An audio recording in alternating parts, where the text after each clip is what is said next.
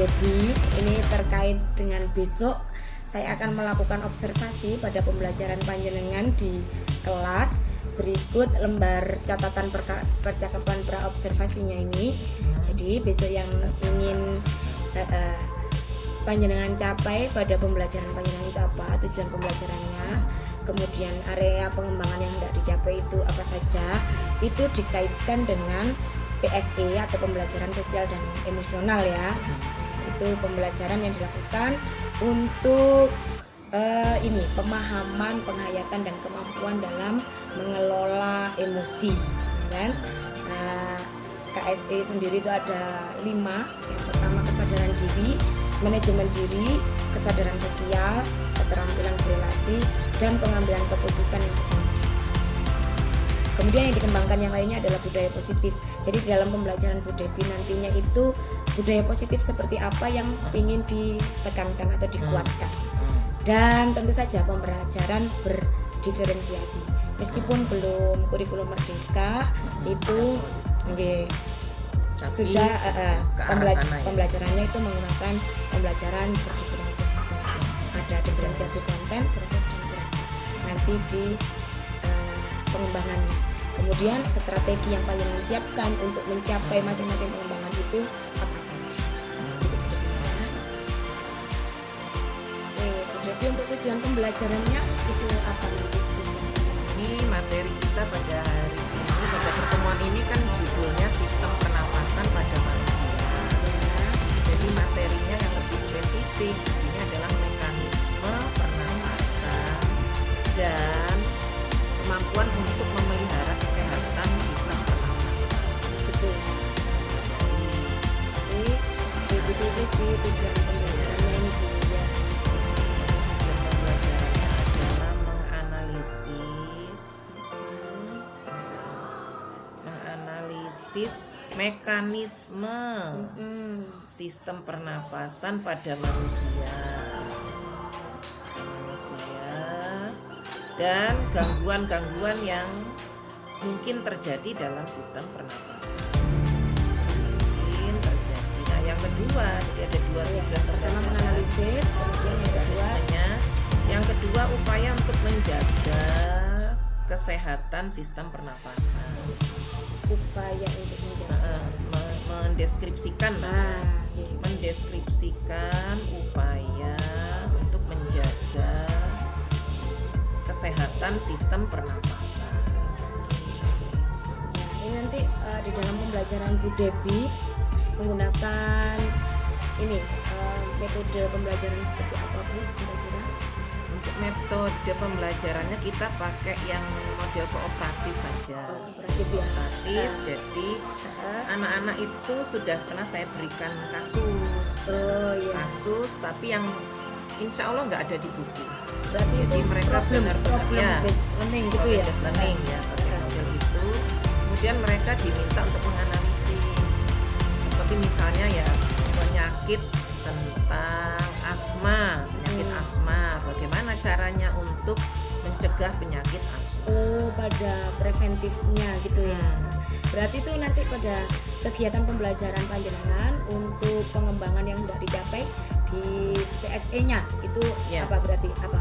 Seperti misalnya menyangkut ke hidup bersih, pola hidup bersih. Yaitu budaya positifnya berarti ditulis di sini Bu Debbie. Budaya positifnya antara lain untuk pola hidup ya, pola hidup bersih. Ada antara lain ya ada tidak merokok, kemudian tidak nge-vape karena ada kasus yang saya berikan. Itu berarti pola hidup sehat juga ya. Pola hidup bersih dan sehat. Disiplin boleh nggak sih? Oh ya boleh.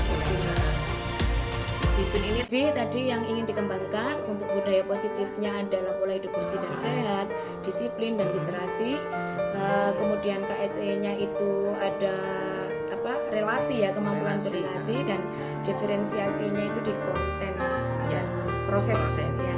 Itu kemudian panjenengan menerapkan strateginya di dalam pembelajaran panjenengan untuk mencapai area pengembangan itu apa? Strategi yang saya terapkan ya di kelas ini, karakteristiknya kelas ini ya, kelas ini kan 8C. Ya. anak-anak itu biasanya karakteristiknya itu susah untuk diajak membaca.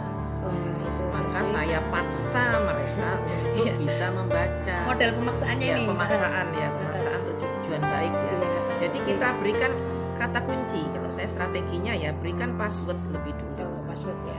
Passwordnya cukup satu kata, 1-2 kata misalnya ya. Passwordnya Asma. Coba kalian cari tahu semua tentang yang berkaitan Sehingga dengan Asma. Anak-anak berusaha untuk mencari. Cari. Nah nanti ketemu ke sini, ke Sleep Apnea, ke film Avatar tadi, juga ke merokok juga gitu, karena di pandangan mereka asma itu masih sebatas penyakit menular. Nah itu mitos ya, kita harus padahal bukan luruskan. ya, sebenarnya asma tidak menular ya. Jadi strategi saya selain mengemukakan password kata-kata kunci ini ya, itu juga merombak mitos versus fakta. Berarti Hoax dibuat gitu ya. Saya beri pertanyaan. kayak apa kuis Kuis. Kalau orang nge-vape itu katanya lebih aman daripada ngerokok. Itu mitos atau fakta? Jadi anak-anak kan fakta. Jadi mereka kemudian berliterasi Nah, ya kan? betul. Nanti mereka cari-cari, ternyata salah. Dan berdiskusi dengan teman. Ternyata itu mitos. Saya beri lagi pernyataan, asma itu ternyata penyakit yang bisa menular. Mitos atau fakta? Jadi kelasnya bisa lebih hidup. Jadi hanya 2 ini aja, nggak perlu banyak-banyak ya. Password atau kata kunci, kemudian kita lemparkan kasus mitos versus fakta. Dan itu nanti sebagai strategi yang Ibu siapkan untuk mengembangkan yang akan dicapai gitu. Oke Bu Devi, besok kita ketemu di kelas ya. Di kelas yang sama. Ya, terima kasih. Sama.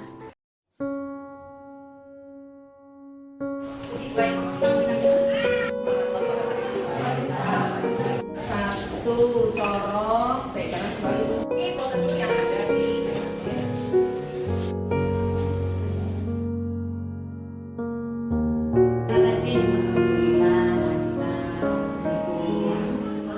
anak-anak masih ini ya, masih anak-anak, jadi main belajarnya itu lebih banyak bersifat hiburan gitu, jadi semacam permainan. Nah, juga penggunaan alat-alat masih menggunakan alat yang benar. Kadang-kadang mereka mesti tampil Ini menjadi masalah nggak sih? iya betul. Menjadi masalah ya. Ya, seperti tadi ya, misalnya penggunaan kertas saring aja tidak diinstruksikan seperti di LKS, menuangkan parutan di kertas saring itu di kertasnya, ada yang menuangkan di dinding. Jadi hasilnya itu bobor. Itu ya keterampilan.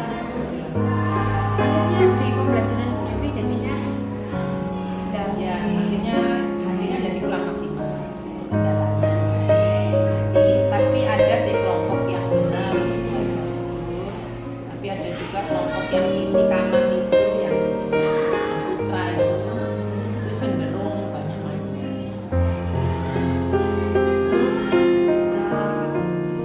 menjadi masalah dalam pembelajaran Bu Devi. Kira-kira bisa nggak diselesaikan? Ya, sepertinya solusinya itu harus banyak kegiatan yang sifatnya eksperimen, kegiatan laboratorium, sehingga anak-anak tahu, oh pakai ini tuh harus begini caranya. Pakai pengaduk aja tadi, sudah disediakan pengaduk, pakai bolpen pengaduk. Pengaduknya buat apa? Buat ganjel kertas saring. Buat kayak ini biar nggak kena angin. Padahal ini gunanya untuk ini. Untuk hal yang seperti itu kira-kira apa yang kita lakukan? Ya memang perlu ya kita mengenalan sesering mungkin. Jadi kadang di kelas itu kalau nggak memungkinkan saya buat demonstrasi. Sekaligus seperti tadi ya saya kenal